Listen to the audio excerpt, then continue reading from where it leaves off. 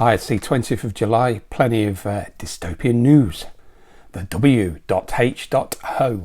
Apparently the real and present danger. Raise tax on red meat and make plant-based alternatives mandatory, say an EU commission. Yep, we all saw this 2.5 years ago, but they have to drip feed it to the normal guys. In Australia, the Commonwealth Bank has scrapped cash withdrawals and deposits at many of its branches.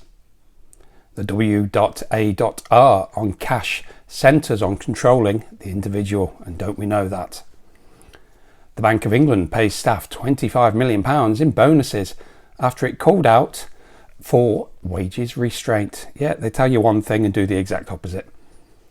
70% of the UK's most popular domestic flights are cheaper and faster by train. I don't believe that somehow, but that's the push to get you off the planes and to get you on the trains. Eurostar officially launches Smart Check biometric gates using iProve. Now, I've talked about them many times. They've been trying to target the young kids for ID. Now, you would scan your face after using an app to scan their IDs and verify their face. No way. Whatever you do, whatever the price convenience is, it's not giving your face away and then attaching it to your ID. Motorists could pay per mile to shore up London's ULEZ.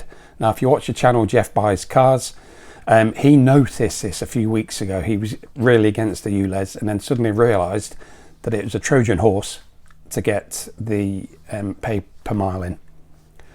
Stop the spread of ruinous ULEZ style schemes, says the Telegraph. Sometimes they're good, sometimes they're bad, but they're probably the best at the British press, is what I'll say.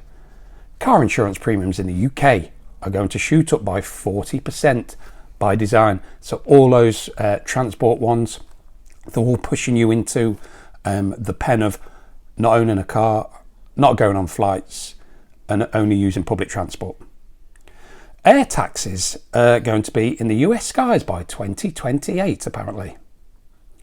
A company called Van Moof, who were called the Tesla of e-bikes, goes bankrupt as the cycling boom busts. Why Britain has fallen in love with flats again. I'll say that this is a push to get you to live in pods. UK house prices could fall 25%, according to the Telegraph. The Central Bank of Nigeria is going to add NFC and programmability to its e-Naira CBDCs.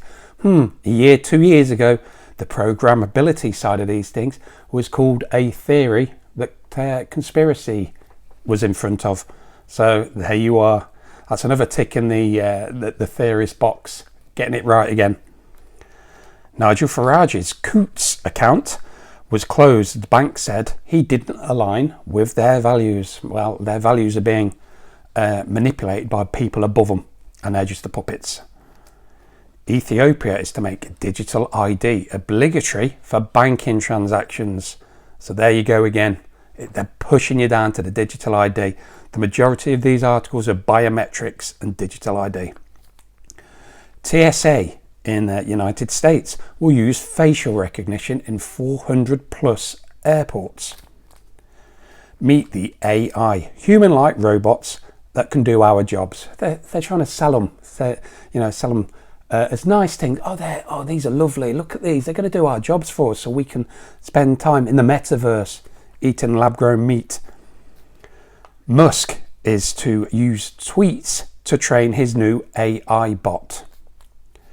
There's a resort in Argentina called Mar del Plata, and it's launching facial recognition. And finally, Kuwait installs biometric scanners at shopping malls. 750,000 now enrolled.